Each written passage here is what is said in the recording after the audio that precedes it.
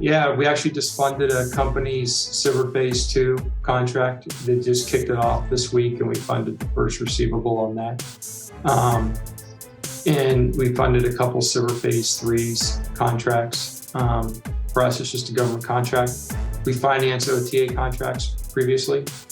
Hey guys, Ricky here with DoD Contract Academy, and today we have an awesome conversation with Matt Stavish. Matt specializes in the financial component to helping businesses that are selling to the federal government. Now, this is important, and it's something that a lot of businesses don't think about until they either get close to being on contract with the government or are on contract with the government. In fact, this is one of our top 10 questions that we get, because when you're on contract, often, if you're invoicing the government over a period of time, there's going to be a delay for when they pay you. So if you're paying people to do services, if you're developing a technology, you're going to have to foot the bill for that until you get reimbursed. So Republic Capital Access is the company he's from, but whether you use them or another bank, this is a great topic to listen to, because what you're going to hear is things like, hey, when you're putting a proposal in, what do you do if you need a letter of financial capability? Well, that's something that a company like Republic Capital Access could provide to you, or a bank that specializes in this. And it's very important when you're getting, whether it's financial advice or you're engaging with someone legally, you want somebody that actually understands government contracting, that specializes in that. They're not just doing it as a side project. Republic Capital Access and Matt have been doing this for a long time, so they have some great notes. Everything from, hey, when you're putting a proposal in, do you include a letter of financial capability, and what is that? All the way to, hey, what are some good tips for companies going after cyber contracts, right? SBIRs. So there are ways, and he has some great advice for how you can set up your milestones and how you can set up monthly payments with the government. You really want to listen to this. Don't miss it. And that episode is coming up right now. If you have any questions, head over to dodcontract.com. You can check out our academy. We take everything from just registering to sell to the government and the Department of Defense, all the way to influencing contracts and your advanced strategies, like some of the stuff you're going to hear in the podcast today. We'd love to see you there, and check out this episode. So how's it going today? It's good. It's a busy time of year, fiscal year end. So we're seeing a lot of different opportunities, a lot of contractors, seeing a lot of, either exceptional growth or, just winning some of their first few contracts. So it's an exciting time, and a lot of companies we're speaking to are trying to figure out the capital puzzle. Yeah, I'm glad that you're on, because this is, you're probably the first guest we've had on that specializes in this. And most of our episodes are probably geared more towards selling to the government, right? Like, hey, how do you win that contract? How do you consistently win those contracts? But, we have a few clients, that we've developed over the years where, they realize once they're on contract, they may have a new challenge, right? Because there's a whole host of things that start popping up once you're on contract with the government.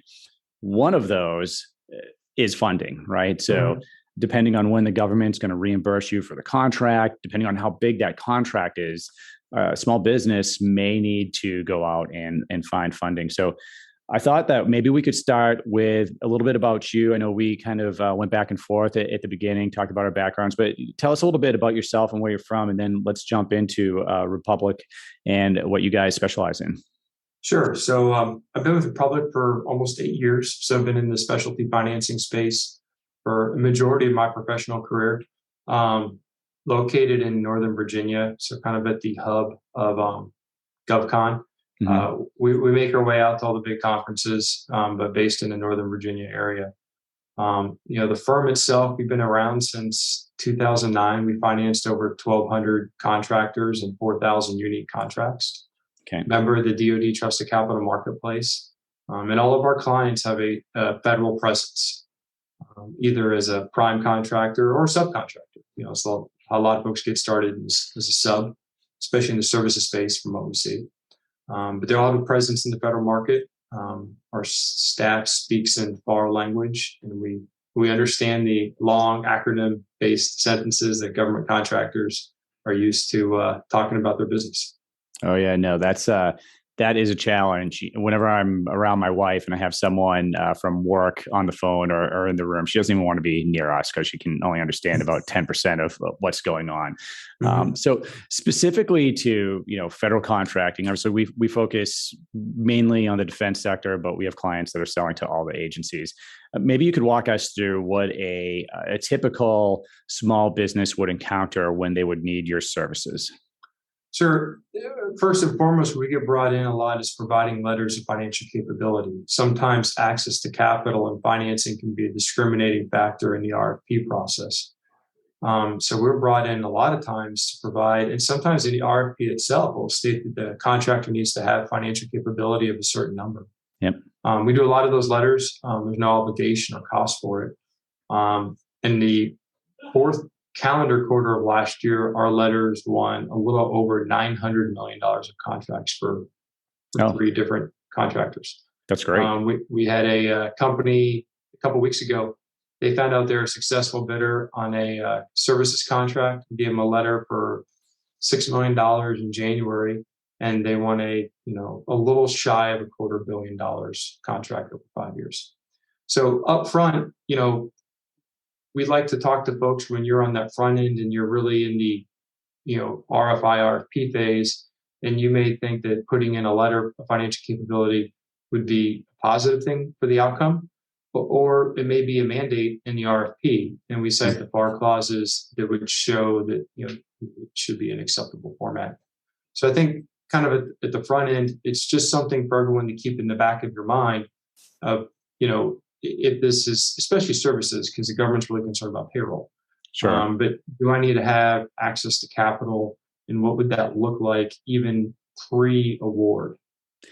Yeah, it's funny. I kind of look at that as, just drawing an analogy to real estate, right? And that's kind of where my wife is operating. But, when you put an offer in on a house, typically you're going to have, if you got a mortgage associated with that, someone's going to have to provide you a letter, a mortgage lender usually or a bank saying, hey, they're approved for X number of dollars, right? And often that could be the difference between winning and not winning when you're putting a bid in on the house. Because, sometimes that mortgage lender isn't answering questions, or they haven't done their proper work on the backside. So there are a lot of details there that can make a difference. And it's the same thing with, you're putting a proposal in on a contract with the government, looking at if it's required, especially that they have that type of letter there. Hey, who's providing that letter? Is it, is it a facility that typically doesn't do that? Are they familiar with the language? Have they done this before? And you guys have been doing this for a long time and have been very successful. So yeah, absolutely an important part there. Maybe we could talk a little bit, beyond the letter of financial capability, right? So a small business has gone in, and we've heard this from clients, and I've seen this on the acquisition side when I was a defense acquisitions officer, right?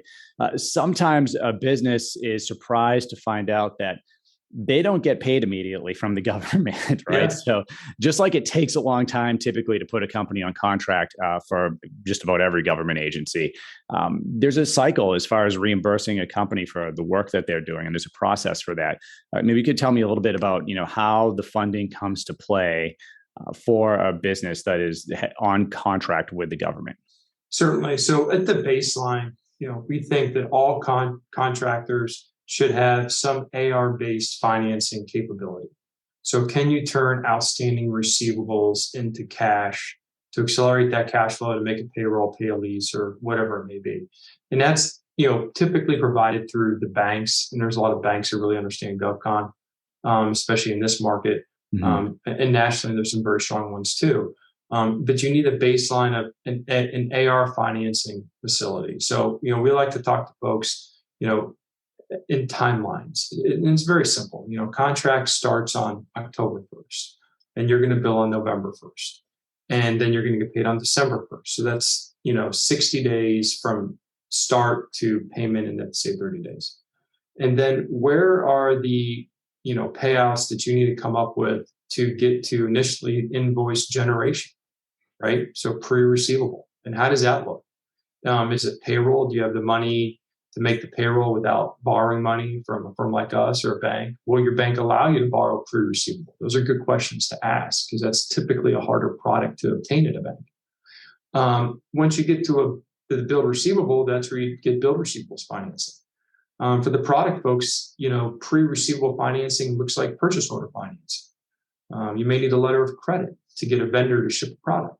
So how do we get to a receivable that's being accepted by the government? What's that type of capital look like? Really depends on the product or service that you offer to the government. Okay. The most basic thing, though, is can you finance the receivable? Right. And so that's always, everyone needs that just in case, even if working capital is in a good state. A lot of the folks we work with are in the banking industry, and a lot of government contractors have lines of credit that are not utilized, but it's there just in case. So we always look at that as step one. And then step two is, on this new contract, what do you need from a capital perspective to create an acceptable product or service that the government will sign off on your receipt? Raj. Yeah. Crucially important, critically important, and often overlooked by especially new businesses that are looking to sell to, the DoD or other agencies. Do you guys, I know you said you're agency agnostic, and I don't know, I'm assuming you're also kind of industry agnostic, but do you tend to work with certain types of businesses? You mentioned services. Are there any other type of businesses that you guys tend to work with? So, very broadly, people sell government product and services. And then you can break that down into a bunch of different industry types. Mm-hmm. And we have funded all sorts. Like on the services space, it's been high-end IT, agile software development personnel, down to janitorial services, or SCA contract. On the product side, everything from reselling or, a all-terrain vehicle to a non-standard munition. Sure. To electronic, to software, to technology equipment. So it really, but it's kind of all comes down to the same basic questions of what do you need to create a receivable, and then what is that, and then the only thing that gets really tough, Richard, is if you're going to sell something that blows up. There's some folks that don't like to finance that. We don't have an issue with that. But that's only where, we typically get a hiccup and kind of putting together a solution for folks. Okay. Interesting. Do you guys ever work with companies involved with foreign military sales? Yeah. In our, you're selling to the State Department. Right. Where it gets challenging is where people are selling direct to foreign governments. And then we always say, we don't want to probably finance that. And you should really make sure that your counsel on the legal side has experience litigating in that land is a good place to start. Yeah, it's an interesting place for companies to operate. And, we often see too that, businesses will start maybe with foreign military sales, and then, whoever they are, inevitably selling to, even though technically it's a contract between them and the U.S. government. A lot of times our foreign partner will want a direct commercial sale, after that or in line with that. Just usually they're cheaper, and they don't have the logistics tail that a lot of our big purchases come with. We on a lot of the foreign stuff that we see, typically there's a prepay by the foreign government. The folks that work in that space a lot, we'll see typically they don't need financing on the foreign receivables just because they get a prepay or a pretty sizable, upfront payment from the foreign entity. Right. It's rare that they'd be like, yeah, we need this financed. It's very challenging, especially kind of in the current global environment that we're in right now. We don't do it. We know some folks that do, but it is certainly ups the scale and the financing difficulty. Sure. I have a couple questions that you may not play in at all. I'm just curious because I don't know the answers. As far as some of the maybe non-traditional approaches that the government's taking to purchases, do you see any need for or have clients that are making requests or that you're actually actively involved in with, the SBIR program or even other transaction authority? Great question. Yeah, we actually just funded a company's Silver Phase 2 contract that just kicked it off this week, and we funded the first receivable on that. And we funded a couple Silver Phase 3s contracts. For us, it's just a government contract. We financed OTA contracts previously also. Okay. The procurement of an OTA is outside of the FAR, but a lot of the financing mechanisms are still FAR based. right? Yeah. So for us, that's been fine. A couple of years ago, we actually financed a consortia that Okay. had an OTA contract. Interesting. And then they ended up using that to make sure that the entities doing the work got the working capital needed to execute. Okay. So yes, we finance all that. Our only thing that we tell folks is that on the silver contracts, and you're well aware of this, the milestones are very challenging to pre-fund because you don't know when they'll occur. The financing receivables fine, the financing actual milestone, pre-receivable is hard. So we always tell folks, if you have the ability to understand and have the conversation with your client, if you can generate a small receivable every month to your client in those silver contracts, that will help your cash flow. If you're billing month 1 and month 4, and it's a milestone for each one, it's hard for a lot of folks to come in month 2 and 3 because what if you don't successfully complete a milestone? That's actually really good advice, right? So for anyone listening that has put a SBIR Phase 2 proposal together, or maybe you're in the process of it now, a lot of them give you the flexibility to define your own milestones throughout so SBIR Phase 2, just for anyone that's just maybe listening to this for the first time, SBIR is a Small Business Innovative Research. It's usually the Defense Department or another federal agency funding a small business with a both commercial and government potential solution, right? Sometimes it's a new technology, sometimes it's modifying an existing product or whatever technology for government use. Phase 1 usually is more of a research paper or analysis, where Phase 2 is what they're all trying to get to, which is, that's where we're going from, the $150,000 research Phase 1 to maybe a $1 million plus Phase 2. And it gets a lot higher than that, if you have additional funds from the government. But so to get that Phase 2, it's typically a proposal. You have a memorandum of an MOU, a memorandum of understanding from a government customer of some sort that says, yes, I like your potential solution. I'll sponsor it. Maybe you can do a demo at our base, whatever the specifics are. But then there's a list of your defining milestones in that proposal. So, and typically that may be attached to the MOU as well that's being signed off. So what your suggestion would be is, instead of, and I've seen a ton of these, right? You might see 5 milestones over an 18-month period where, hey, maybe you're just quickly trying to put the proposal together and hey, these are like the big chunks that we're trying to do. Maybe we're making modifications here, maybe a demo's here, maybe analysis at the bottom. But what you're saying is, hey, let's try to build, if it's a, 14-month process, let's try to build 14 milestones so we can kind of build funding points into each month. Is that accurate?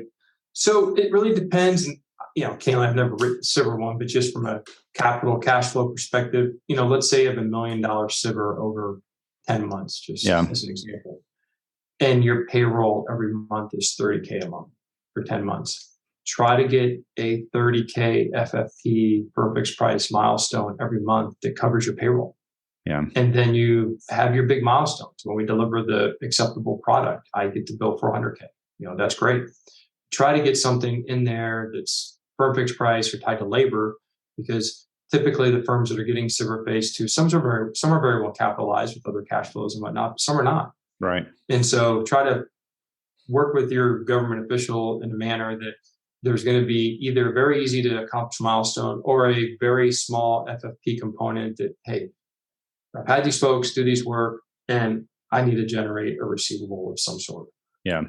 But just thinking that out ahead of time, whatever it looks like, but just know that if it's not us and even other people at your local bank, if you're billing in September 21st and your next receivable is December 15th, it's really hard to fund in between those when it's a milestone based. Right. Because the acceptable receivable is on the outcome of the completed milestone. Correct. And so it's really a mix of it's not really short-term working capital because it's a longer-term outcome.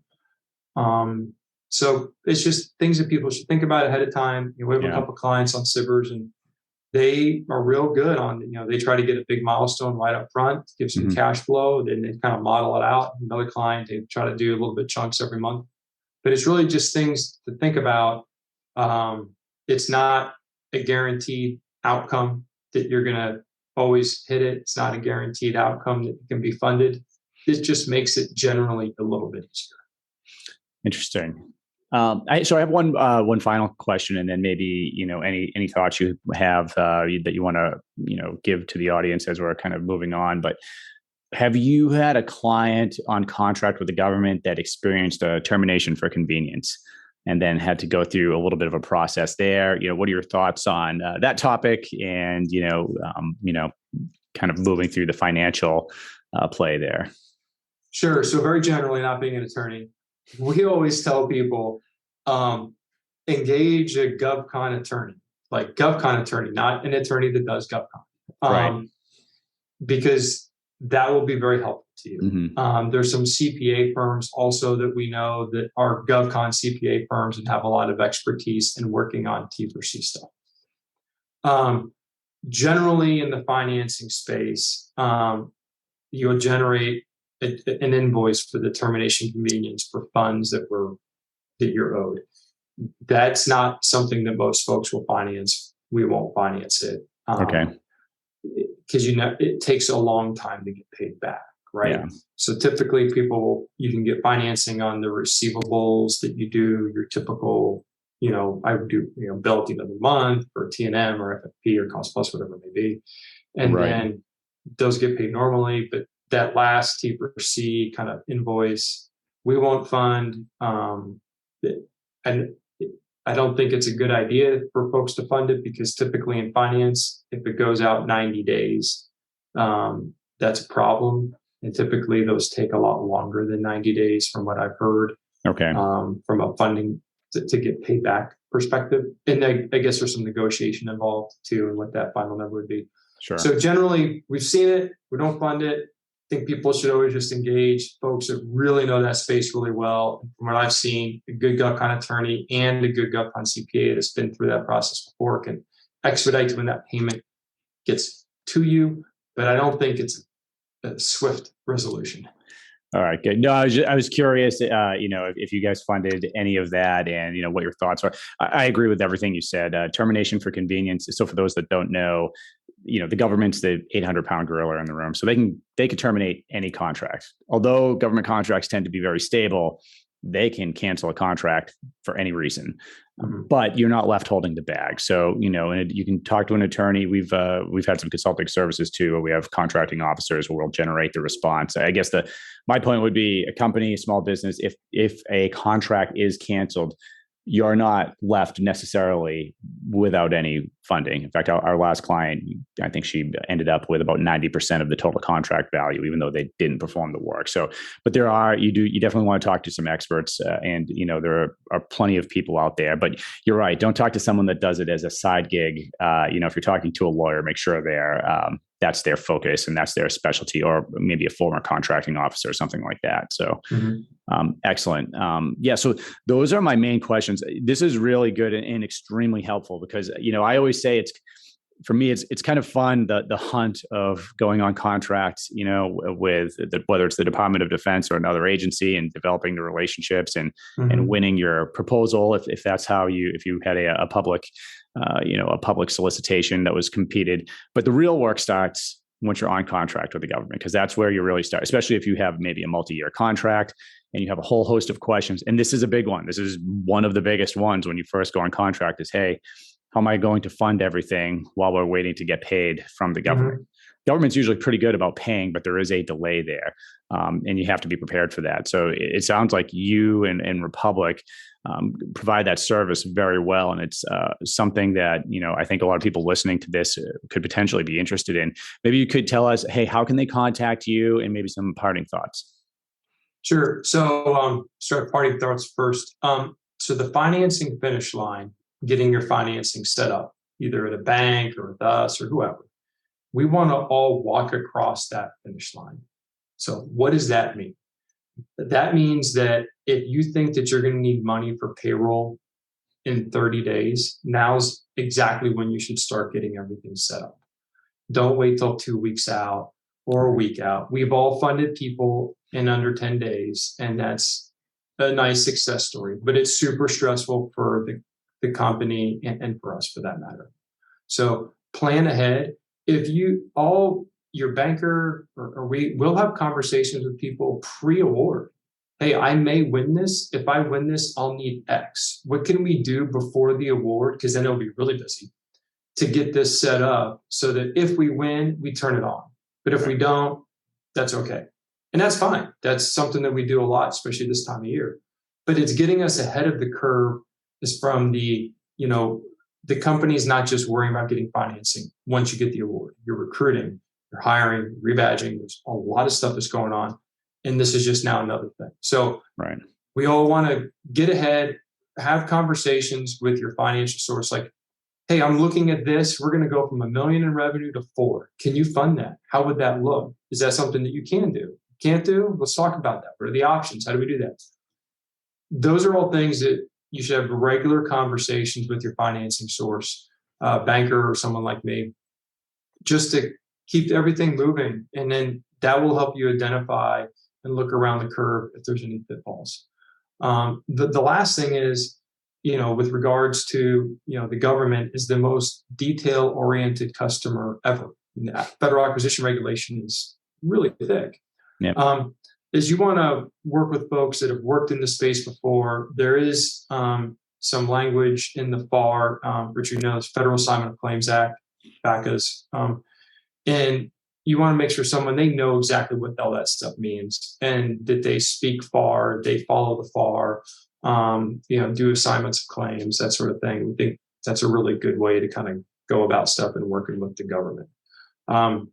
Best way you can contact with me, there's a couple different ways. Reach out on LinkedIn. It can be linked on this podcast. Shoot me a message. You can go to our website, republiccapitalaccess.com. Fill out the contact form. We'll get in touch with you. And then, I'll send you my email to put in the chat box, but it's mstavish, Stavish, at republiccapitalaccess.com. And we'll get back to folks and love to have conversations and see how we can be helpful as folks grow their business. The credit markets now are a lot different than they were 8 months ago. So it's a little bit different environment for reasons we all know. Yeah, no, that's for sure. That's for sure.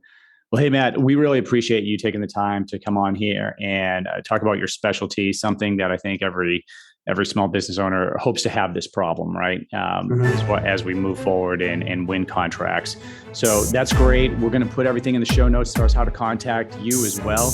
And yeah, thanks again. Really appreciate it. Looking forward to the next conversation. Thank you.